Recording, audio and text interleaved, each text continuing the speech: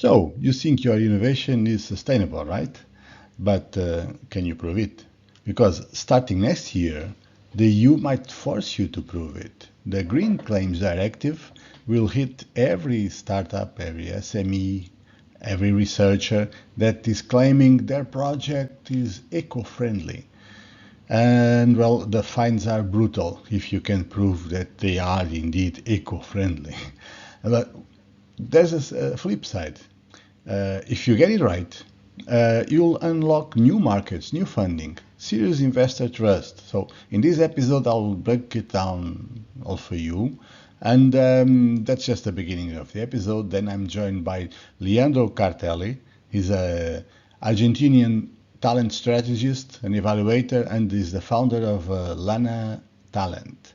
He's been helping innovative companies build high-performing teams across borders, across cultures, across systems.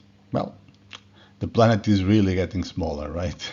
This is a great talk about remote work, about AI, about changes in migration policies in some countries, in the EU and the US. And we also talk about why diverse teams drive revenue up. According to him, more than 30%.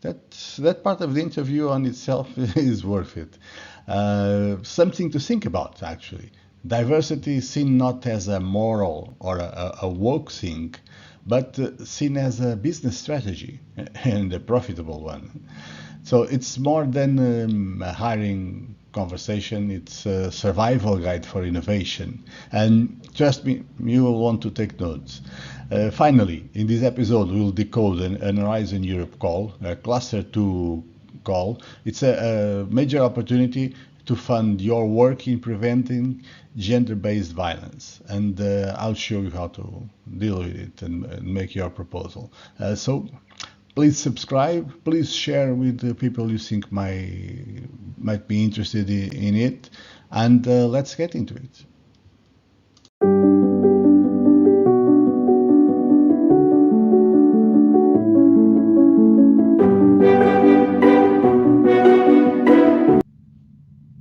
You're not going to believe this, but in less than 2 years, saying that something is eco-friendly in your proposal, or in your product, or in your pitch, saying that without hard scientific proof, can cost you up to 4% of your turnover. So this is the new reality under the EU's Green Claims Directive. So can fake claims or fake news be punished after all? In today's episode, I'll show you how to turn this regulation into your competitive advantage. So let's get clear on what's happening. The Green Claims Directive is a new EU rule that says you can't make environmental claims unless they're clear, comparable, verifiable, and certified by an independent verifier. So this really changes everything. Whether you are a startup pitching to investors, or a researcher submitting an Horizon proposal, or you are an SME launching a sustainable product, beware of your claims. Vague claims are now liabilities. So there's no more writing things like eco-conscious or carbon neutral or climate positive, unless you've got the science to back it up. So this is the new gold standard. You need life cycle data to make life cycle assessments. You need environmental footprint methodologies, and you need both product and organization environmental footprint reports. This is your new marketing compliance. But here's the opportunity. I see you're saying it's very complex, a lot of work and expenses, but an opportunity comes with it. You can now become an evidence factory, turn this requirement into a service, help others quantify their footprint, and sell that verification capacity. This is the new opportunity, and it's huge. Take the example of the life cycle assessment calculations, LCA. We have new mnemonics. So we're talking about assessing all the stages a product goes through, including raw material extraction, manufacturing, processing, transportation, distribution, usage phase, and end-of-life disposal or recycling. So you have to calculate things like carbon footprint, CO2 emissions, water usage, energy consumption, toxicity, pollution, resource depletion, waste generation. All these impacts are calculated, and you need to calculate them using standardized methodologies, not just the way you feel in the moment. You need to use probably the methodologies that are already established in the ISO norms, ISO standards, like the 14040 or 044. Doesn't matter. You'll have to look for the right methodologies. And here's the roadmap. The adoption of this EU new Green Claims Directive is expected to the second half of this year. The first half is still possible, but not easy. Today is the 9th of June. So the transposition into national laws is required by next year, 2026, and the real compliance by 2027. So you've got 24 months to embed these systems. But be careful, if you're writing proposals now, you're writing proposals that, if funded, if approved, will be running in the next 3-5 years. So you should include these already in your proposals, because it will be running by the time you close your project.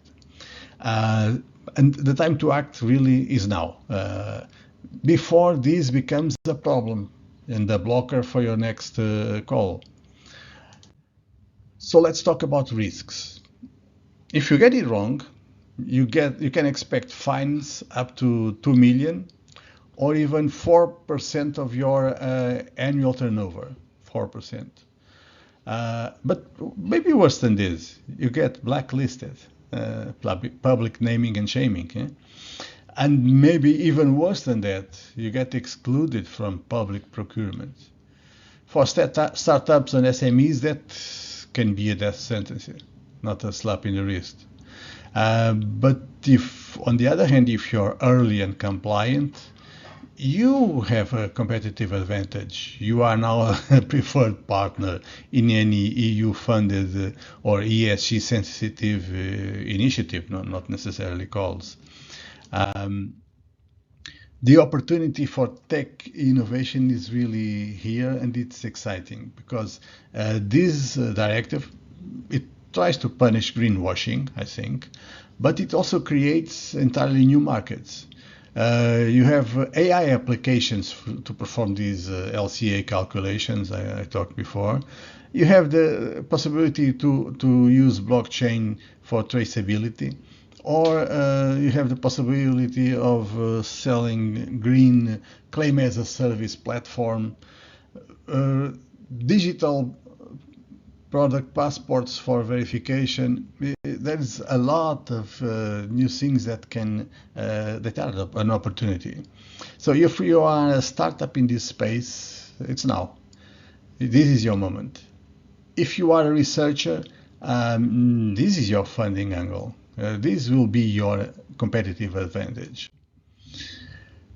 So we hope greenwashing may be over. I hope so. Because from now on, saying eco in your work without proof will cost you more than it helps you. But on the other hand, this is a marketing opportunity. You need a reboot in your narrative. Don't say it's sustainable. Show the numbers that say it's sustainable. Don't say in your marketing, don't say it reduces the impact. Publish the calculations that show it reduces the impact. That's what evaluators, consumers, and the EU will now be looking for. And then if you make it, if you make it in the EU, if you're successful, you might have actually a competitive advantage elsewhere. What you really need here is mindset shift. You need to change your mindset. Designing for verifiable sustainability needs to start in day one. So research and development teams must now co-create with sustainability experts, or must include sustainability experts. Innovation teams must collaborate with the LCA modelers. Must bear in mind how you're going to calculate the impacts of your new products, your innovations. And researchers need to bring environmental scientists for proposal writing, for the impact sections at least. Probably all the proposal. What's wrong? Okay. So there's I think a whole new role emerging. I think this is very European. You'll have the green claims officer. SMEs will need them. Universities will train them. Startups will hire them, and they will need to learn about LCA models, about sustainability data analysis, about impact proof copywriting for marketing. So your hiring roadmap should include all of this, and your upskilling plan should include all of this. So it's probably your next training program. Finally, this is more than a legal update. This is can be seen as a transformational signal, in my opinion. Innovation ecosystems need to watch this signal very closely all across Europe. And they need to adapt fast. And if you do, you'll lead the transition. You'll be the leader. If you don't, if you wait too long, your claims and eventually your funding may expire. So I would love to hear your opinion on this. Have you heard about this before? Are you ready for it? Share in your comments, please. So welcome back to InnovEU. Welcome, Leandro. We have with us today Leandro Cartelli. Will you tell us a little bit about yourself? You're Argentinian. You are based both in Argentina and Miami. Who is Leandro Cartelli? What do you do? Thanks, Fernando. First of all, and thank you for the time, for having me today and having this conversation together. Very excited to be here. So let me tell you about myself. Yes, I'm originally from Argentina, and now I go back and forward between Argentina and the US. I spend a lot of time in Miami, basically about me, I've always I spent my entire career doing recruiting and talent acquisition. I've gone through large corporate businesses to startups. And actually started my own business last year, Lana Talent.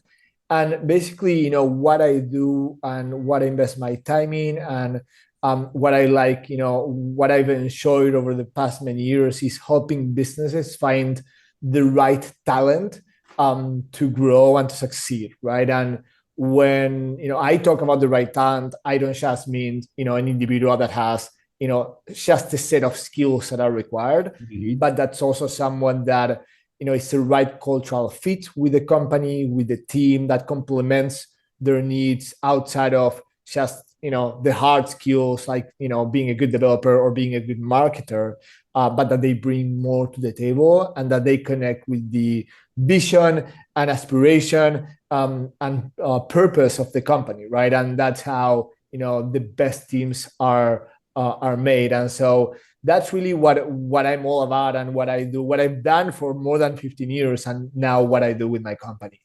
So you try to find the right match between people's talents and aspirations and lives and the market for those talents and the companies. Tell me one thing. Am I wrong to say that for an innovative company or a company that is trying to create innovations and bring them to market, talent is even more important than for any other company? Absolutely, absolutely. There's a number of things around that. I would say short answer is yes, 100%, 110%. And then it's really about understanding what you need in terms of talent for your company, and investing the time in really going after that. So a couple of things that come very, very fast to mind is first, when we go to the market and find talent, companies, especially smaller businesses, more dynamic, more agile, speed is important. I always say the talent need is always urgent. It's always critical. When you need someone in your team, you need it fast, right? But many times we neglect the fact that when we accelerate that process, we have biases. For example, people tend to find people that are similar to themselves. And so when you find people, individuals that are similar to yourself, you lose a lot of value in having a diverse team that will bring different and new perspectives, right? Or bring, innovation to the conversation. And so if there's no disruption, no challenging what's being done, there can be no innovation at the end of the day. And so, when you accelerate the processes, when you neglect your biases, when you don't look at having talent showing your business or company or organization of any kind that's diverse, that brings different perspectives, whether diversity from a gender, from a racial perspective, from a nationality perspective, whatever. There's a lot of ranges to diversity, whatever it may be. That's really what helps with being more innovative, right? And we know having a diverse team can impact, and I'm going to talk from business perspective only, right now, but it can lead to 20 to 30% higher revenue for a company, right? That's massive. That's a lot. Just having a more diverse team, and from that up to the point of how do you determine what you need, right? Because I'm talking about diversity. I also believe the cultural fit is critical, but if you don't know what that culture looks like, then you can never go and find the person that's the right cultural fit. Or if you don't have a good sense on what are the soft skills, the strengths of the soft skills of your team, then you don't know what else to look for in the market that can complement those skills and help you be more innovative and have better results. And so that's a very complex process that many times companies don't invest the time in, and that can impact directly innovation, growth, results. Let me ask you kind of the same question, but from the other side, from the side of the young professional that's starting a career and maybe has a researcher, maybe connected to innovation. So we are in this age of post-COVID, right? Post-pandemic, where Zoom has become the most used, and the remote work has become the norm. And at the same time, we are in this age where suddenly places where you would think you could build a career as a top professional don't really want you because you're a foreigner. Where migration has become a dirty world. Is this the right time to try to build such a career, or should we advise these young professionals to go do something else? Well, that's a loaded question, right? I mean, there's so many things around that. So let me share my personal perspective on that, and there's so many nuances to this, right? Because countries have different legislations. It also depends on the government in charge at the time. There's a lot of things happening there, right? But I do believe that on the one side, we have been undergoing a transformation process where companies are adopting, and we went, we're going a bit of back and forward, right? Remote work became the norm during COVID. Then there's a lot of companies just taking that back and asking people to go back to the office. Talent on the other side still values a lot remote work, and I wouldn't say only remote work, but rather flexibility. it's not about being in the office or not being in the office. It's about having the flexibility to adopt your work with your life. And maybe most people still value the time in the office and the That's human probably connection. one of the consequences of the pandemic. Flexibility became much more important for people. Am I wrong? Absolutely. And it's not, like I said, it's not about not having to go to the office. And I work remote and I never go to the office. The opposite. I love going to the office and connecting with my team and spending time together, right? And I think there's a lot of value to that, but really on our own terms, right? When do we go to the office? And when do we spend the time? There might be days that it's more valuable and productive for me to stay home and do deep work, and days where it's more valuable for me to go in the office and just do productive work together with my peers. And there is a lot of value in the discussions live. Ideas come up and bonds are made and culture and relationships are built, right? And so there is value to that. And there's ways you can do that with remote work. It's a bit harder. You have to be very intentional about it, invest the time in creating virtual office space, maybe some kind of engagement actions that connect people with each other. It's harder, but it's still possible. But I do believe that people want that flexibility, right? And if they want to travel 3 months around the world, they can do it. I do see there's big names in the industry. I won't talk about specific companies. I won't name names. There's companies that want people to come back to the office, but there's a lot of companies that don't. And I do believe that what we're seeing for the most part is small businesses, startups, more dynamic companies have embraced this model completely, right? Our company, Lana Talent, what we do is exactly that. And we work mostly with startups, from the US, in Latin America, even in Europe, that tell us, we want to find the best person. We don't care where they are, but they value other things that are relevant for them, right? And they're used to working, remotely. I talk to founders all the time that are just traveling all the time, all the time, just from one place to the other. And why would they ask a person in their team to be in the office a few days a week when they're never there, right, themselves? And so I do believe that there's, there exactly, and I do believe again, I always say, not every company and every culture and every type of role is right for every person, and vice versa, right? And so I think people need to understand what works for them and go after that. There's individuals that love to be in the office, so go after jobs and opportunities that make you be in the office, right? And if you ensure remote work and flexible and traveling, maybe just go after that. And the same with culture. I do believe there's another thing, Fernando, that's part of this, which is with all the transformation we're seeing now with technology, AI, which is the topic of conversation for the last year and a half, and how dynamic companies are. We're seeing, for the last couple of years, but even more now, a lot of fractional work. So basically, professionals that just work part-time on one place and, the rest of their time on another place, or maybe, they do, let's say I do talent acquisition, right? I do fractional talent acquisition in one company, but then I work on my own project the rest of the time. So there's a lot of that happening, right? People finding ways to, it becomes like building blocks, completely different as what we were used to in the past. Before, it was your standard 9 to 6 job, office time, and that was it. And now there's so many ways and so many different shapes that it can take. And I think individuals need to understand what's right for them and then go after that.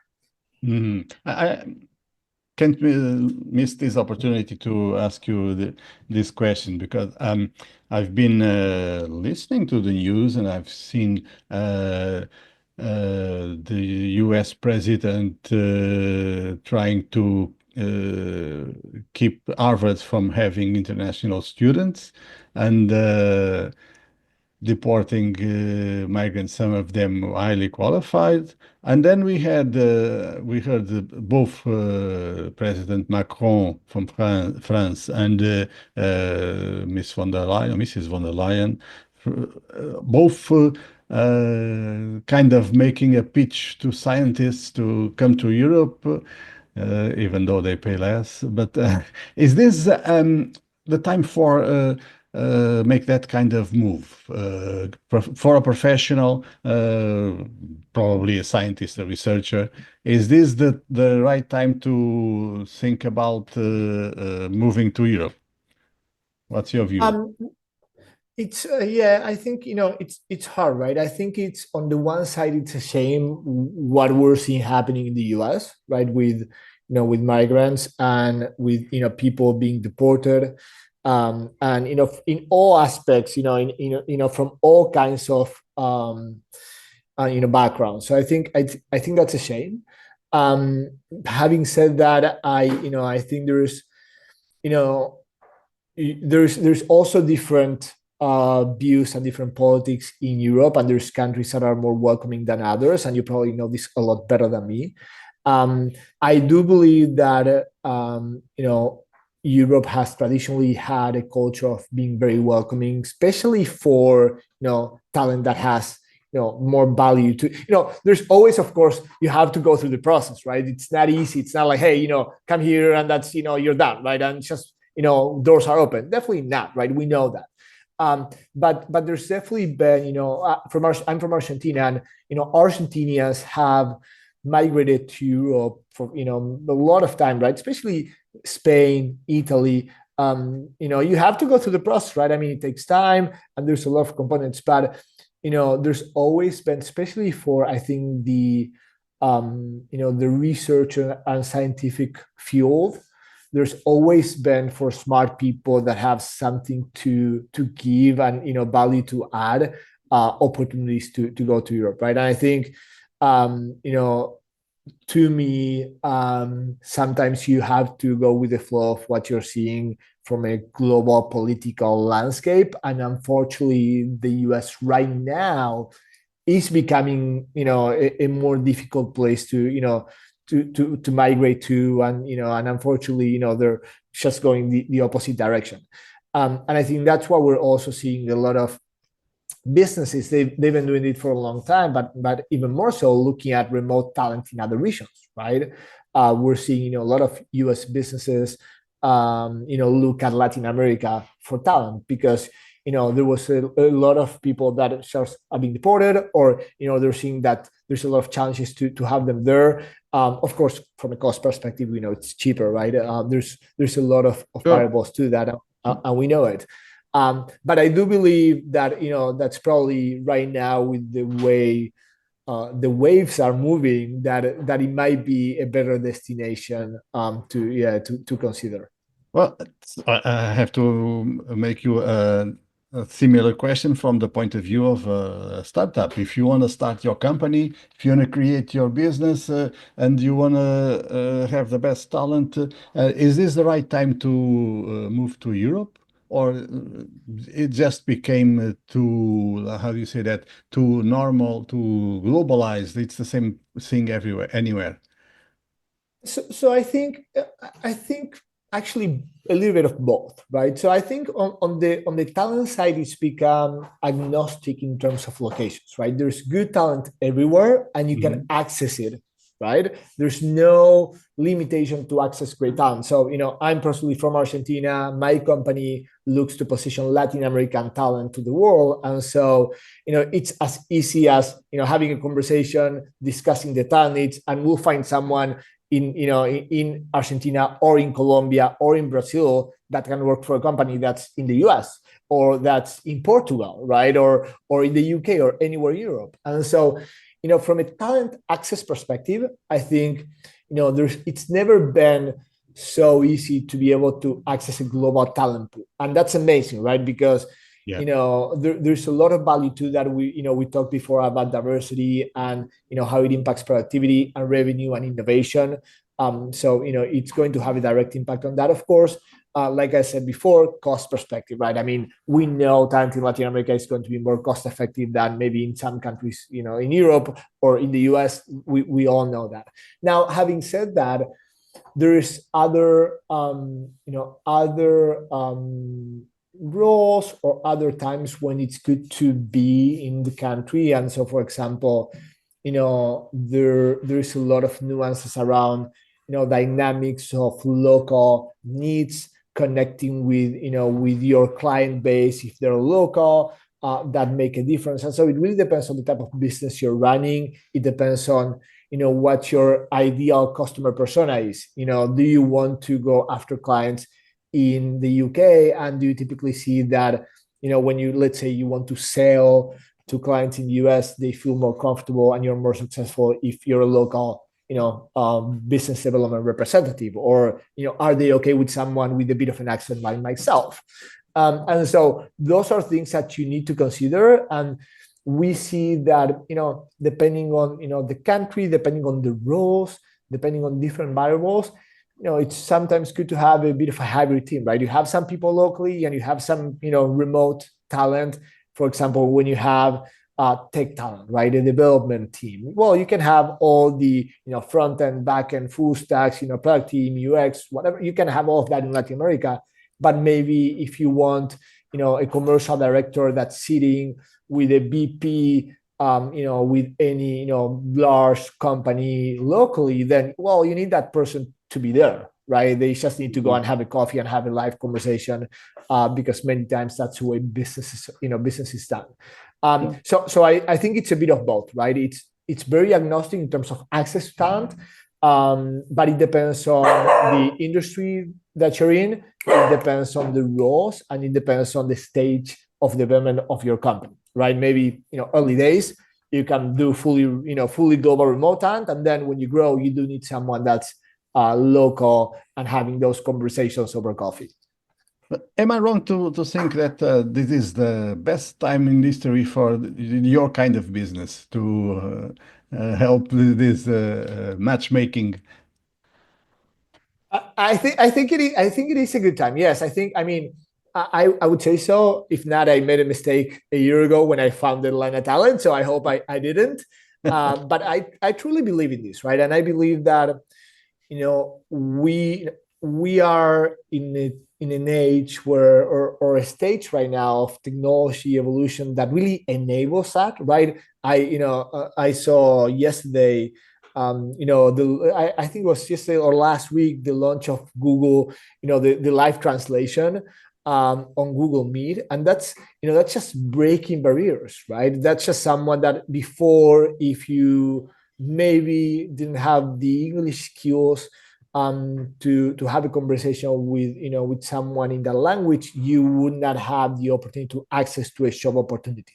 Now, Google has launched live, translation on Google Meet. And so you'll speak in Spanish and it's going to translate in English directly live there and then. And that's just, it's a time where those barriers are just completely down. And so there's, technology just enables the, global and remote work. At the same time, I also think that it's a time of more and more innovation where there's a lot of people that just want to go and start their own business, that, that have ideas and that they have, with the technology, the ability to just, do it.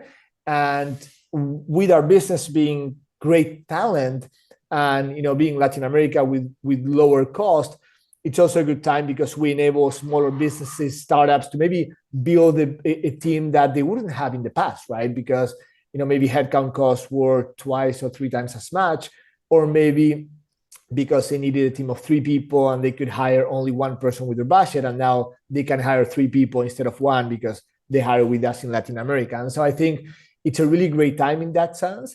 And I think businesses more and more and people are more comfortable with this type of dynamics.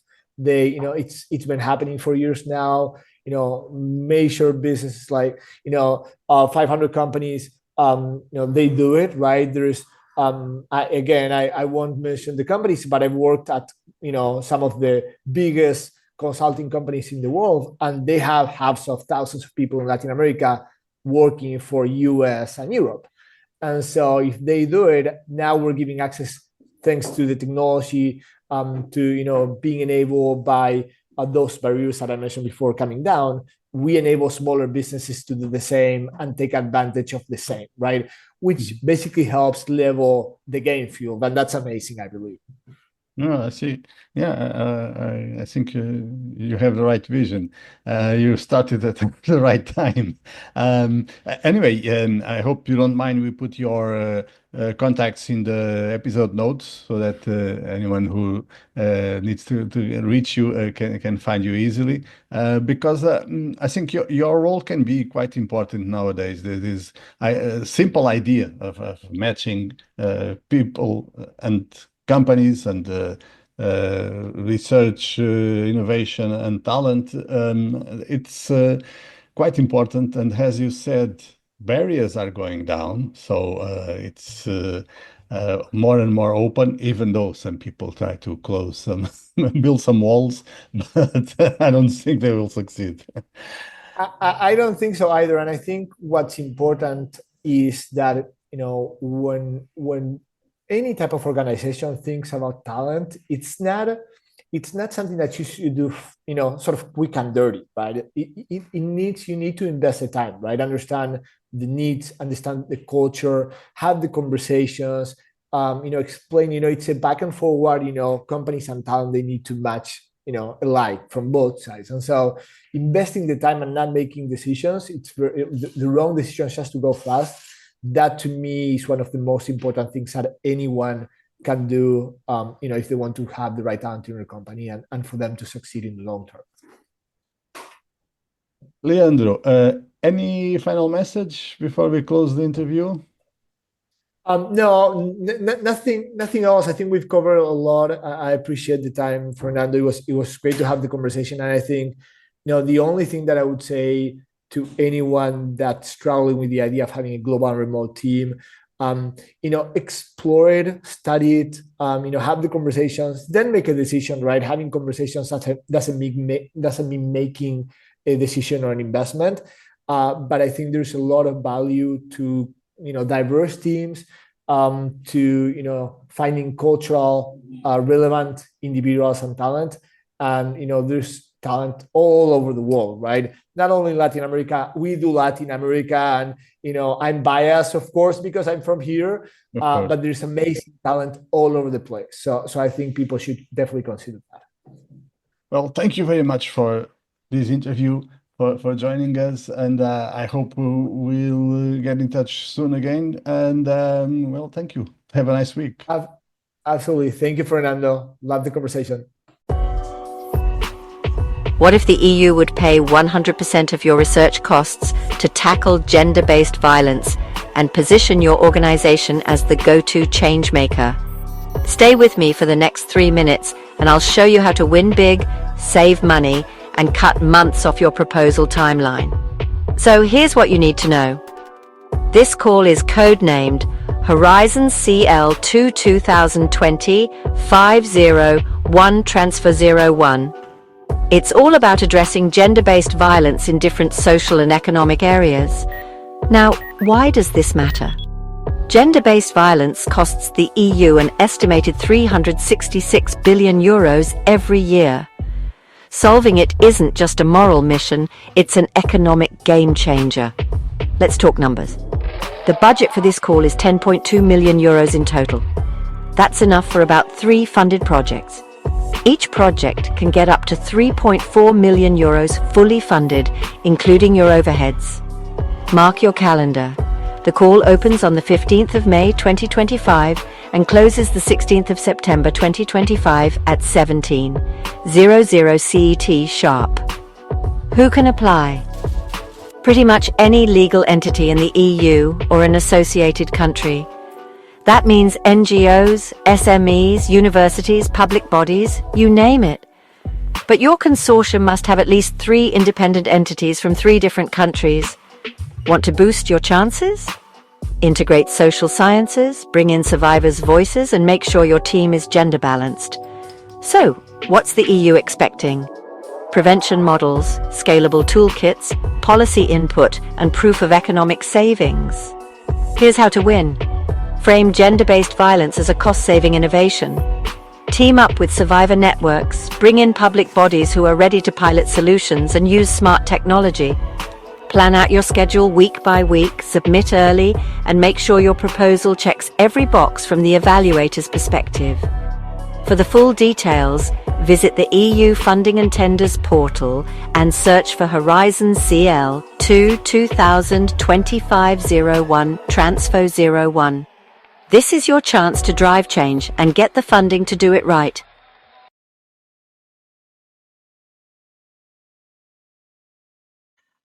InnovEU, the EU Project Chronicles, is a weekly video podcast. Please subscribe to the Polixox newsletter to receive every podcast episode. And if you like receiving it, please press like in whatever platform you are watching or listening. Also, please share InnovEU and Polixox with anyone you feel will enjoy it.